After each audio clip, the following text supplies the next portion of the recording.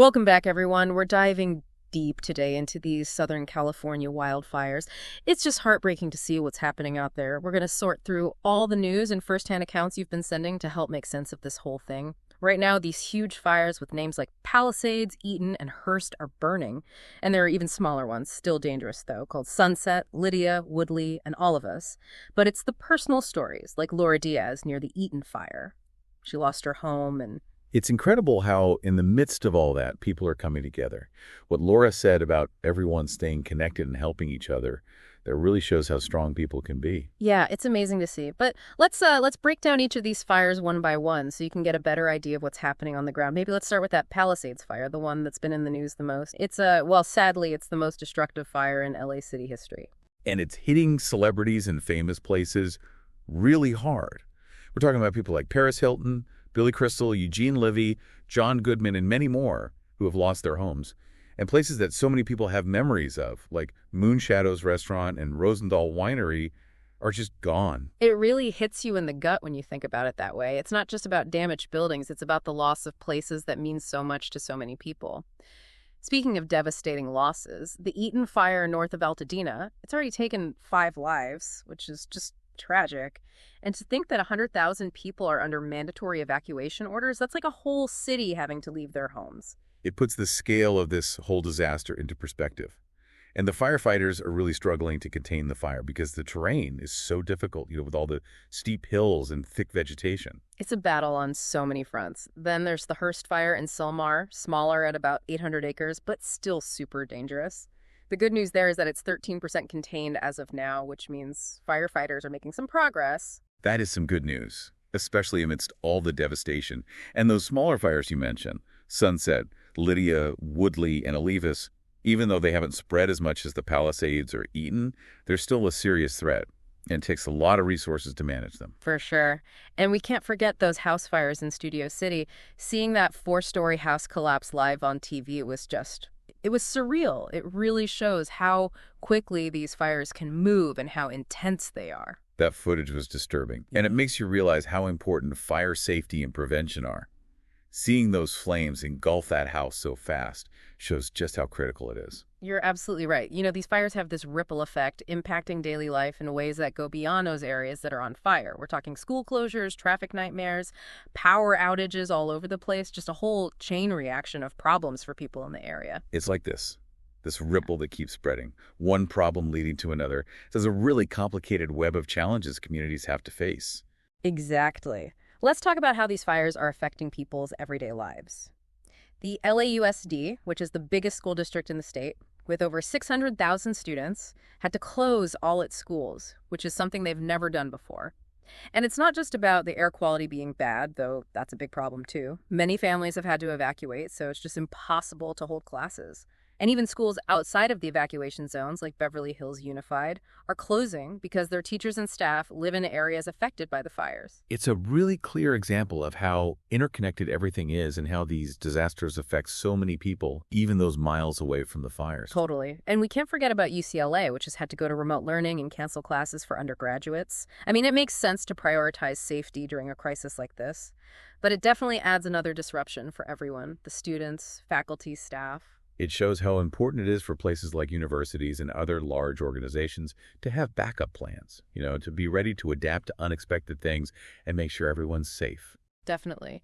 And then on top of the impact on education, the fires have also messed up traffic and infrastructure. We're seeing road closures and just gridlock all across the city, making it really difficult to get around, especially for people who are trying to evacuate or get to their loved ones. Seeing those images of people trying to escape the danger on the packed freeways, it's really heartbreaking. You can only imagine how stressful and scary it is for those families. Absolutely. And then you add on top of everything else, the power outages that are happening everywhere. It just makes everything so much harder for people who are already dealing with so much. We've even heard reports of power poles sparking during that Studio City firefight.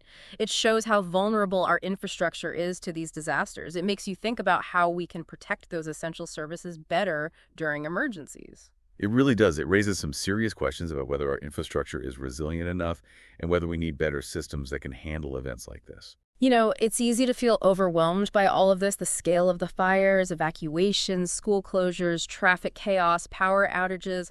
It's a lot. But it's also really inspiring to see how communities are coming together to support each other in all this devastation. It's a powerful reminder that even when things are at their worst, people still care for each other. We've heard so many heartwarming stories of neighbors helping neighbors, giving shelter, food, water, and just being there for each other. That's what gives me hope. It's that resilience of the human spirit, that willingness to help others when they need it most. Like Nick Melvoin from the LAUSD school board said when he was checking out the damage in the Palisades, even the people who lost their homes are showing such strength and resilience. Those are the stories we need to hold on to, the ones that remind us how powerful community is and how people can overcome adversity. It's what will help these communities rebuild and recover in the end. It really is, and it's not just individuals stepping up. Organizations like the California Department of Education are working hard to help students and families who have been affected by the fires. State Superintendent Tony Thurman is even asking for donations to help these families get back on their feet, which is amazing. It's important to remember that the effects of these fires will be felt for a long time, even after the fires are out. The road to recovery is long, and those families are going to need support for a while. It's great to see that those efforts are already starting. So even though everything is still unfolding, we're seeing both the terrible effects of these fires and the incredible strength of people coming together. It's a stark reminder of how powerful nature can be, how vulnerable our communities are, and how much compassion and resilience we have as humans.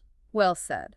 Now, let's zero in on that Palisades fire for a bit because it's caused the most widespread damage and really highlights the challenges the firefighters have been up against. Yeah, there are some specific details that really show the tough decisions and incredible efforts involved in battling this fire. What stood out to you from all the reports? One of the most shocking things I read was from the mayor of Los Angeles. He said that when they first started fighting the fire, they were critically low on water pressure. Can you imagine that? You're fighting this massive fire and you don't have enough water. And to make things worse, the only way to refill the water tanks was to ask the firefighters to stop fighting the fire and fill the tanks instead. Talk about a tough situation. That must have been an incredibly difficult decision to make. It really shows the tough choices people on the front lines have to face in these situations. It shows that even with the best training and intentions, sometimes the resources just aren't enough to deal with the scale of the problem. Exactly. And the person in charge of the LA Department of Water and Power even admitted that they need to explain why the firefighters didn't have the water they needed. It's a big concern, and it makes you question whether we're prepared enough for these increasingly common and intense wildfires. It definitely does. It suggests we might need to take a hard look at our systems and make sure they're strong enough to handle these huge fires. Absolutely. The other thing that really hit me was how much devastation there is in the Palisades. We've all seen the pictures, but reading about what people who lost everything went through makes it so real. One resident talked about driving through and seeing nothing but burned land and the remains of houses. It's just heartbreaking. It's hard to comprehend the emotional toll of that kind of loss, both on individuals and the whole community. It's not just about rebuilding houses, it's about putting lives back together and dealing with the trauma of such a devastating event. And we have to remember that this is just the start of a long and difficult recovery for everyone who's been affected. Absolutely. Rebuilding the physical structures is just one part of it. There's the emotional healing, the economic impact, and the long-term effects on the community that will need time and support to address. And while the Palisades fire has been the worst, we can't forget about the other fires that are still burning across Southern California. Let's shift gears and see what's happening with those. Yeah, let's check in on those other areas and see what challenges those communities are facing. That Eaton fire is still a major concern. It's burning so intensely, and the wind is making it incredibly difficult for firefighters to contain it. And remember, that's the fire where 5 people have already lost their lives. It's such a tragic situation, and the difficult terrain in that area is making it even harder to fight the fire effectively. Exactly, and with so many people evacuated, there's a lot of anxiety about what they'll find when they can finally go home. It's that uncertainty that makes these events even more stressful and traumatic. Not knowing what's left, being afraid of what they might find when they return, it's a heavy burden to bear. And it's not just homes. It's businesses, schools, community centers. It's all the places that make up a community. It's a stark reminder that these fires don't just destroy buildings, they disrupt lives and turn communities upside down. The effects are felt everywhere.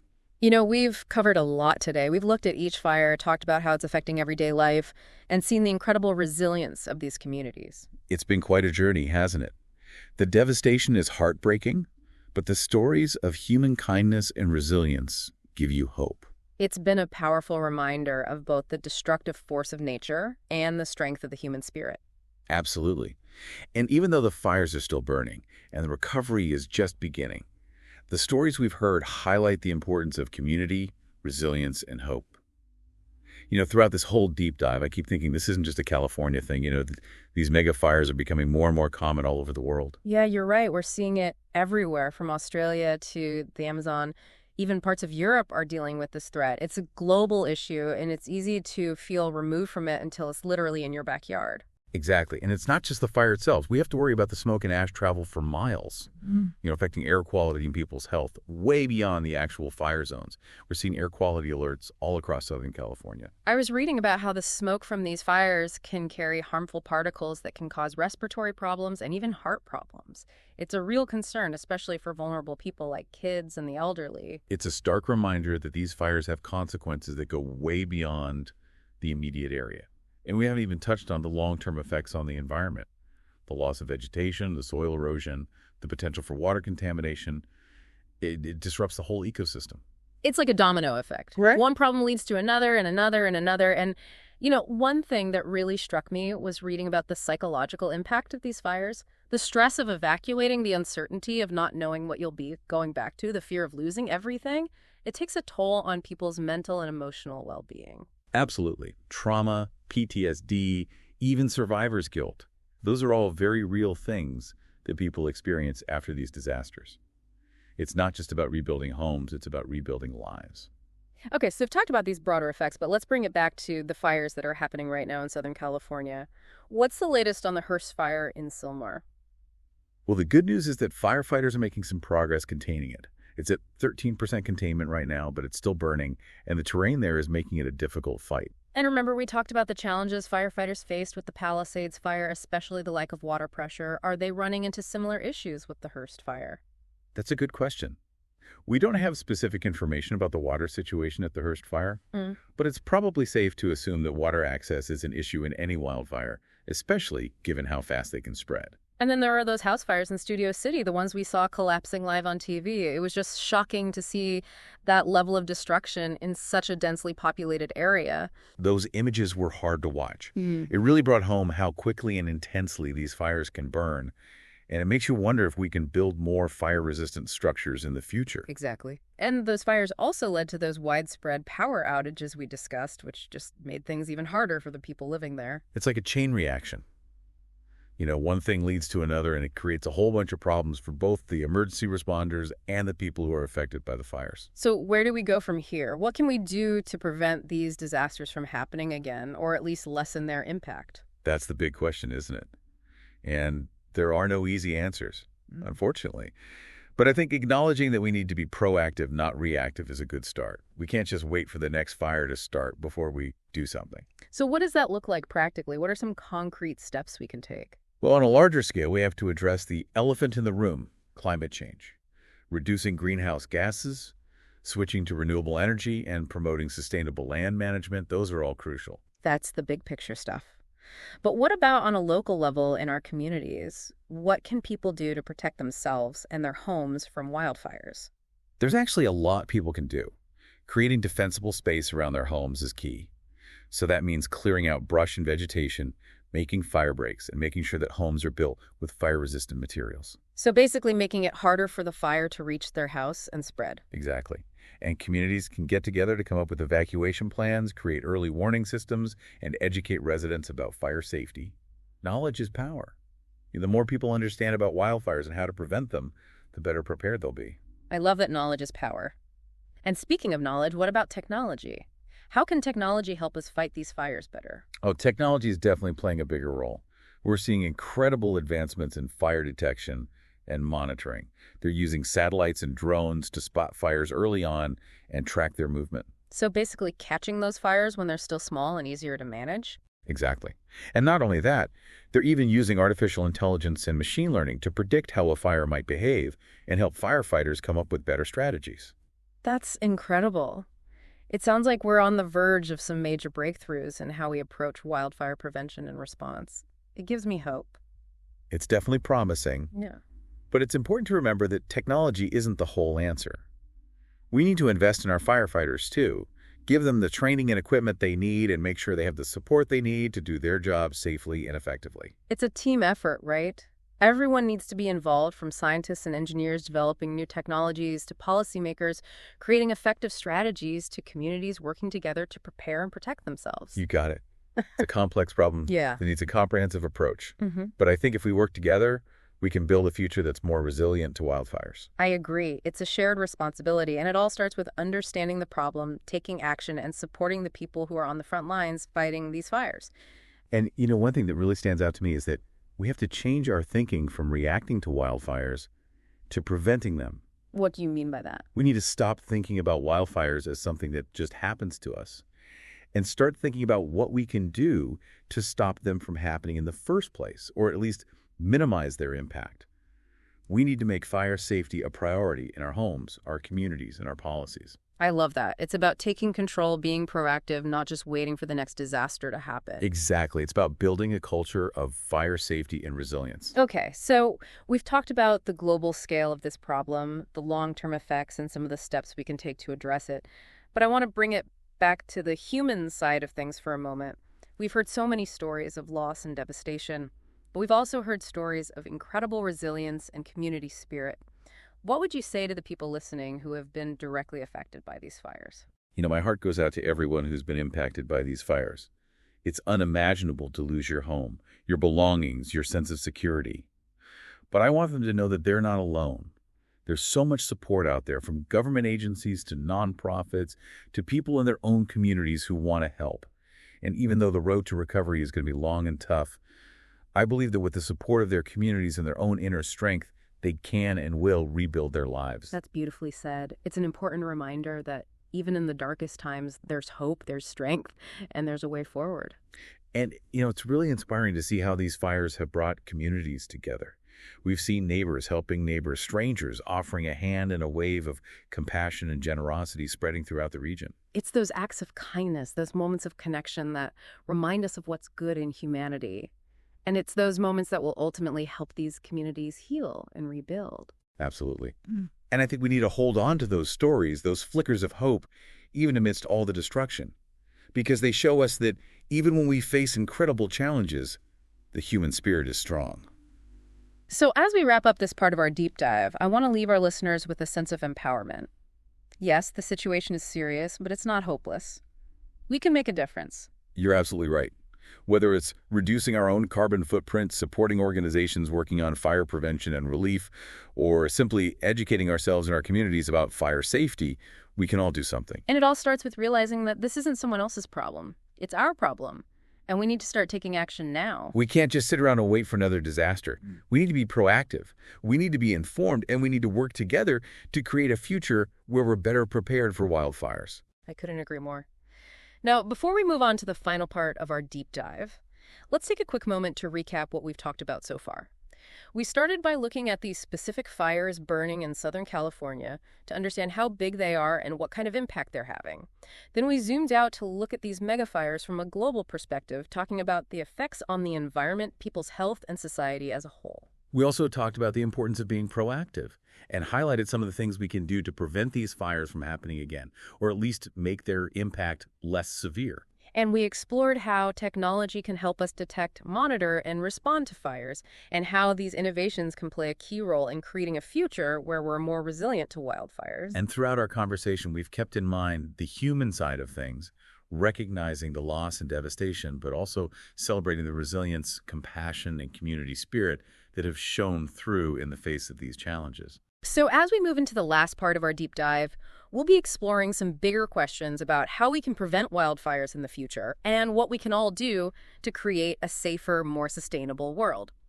Stick with us. After everything we've talked about, I keep coming back to that moment the mayor described where firefighters had to stop fighting the fire to refill their tanks because there wasn't enough water pressure. It's such a telling detail, right? Yeah. It shows that there are weaknesses we don't always think about. We think of firefighters as these heroes, and they are incredibly brave, but they're only as good as the tools and systems we give them. Exactly. It's like sending someone into battle with a broken weapon.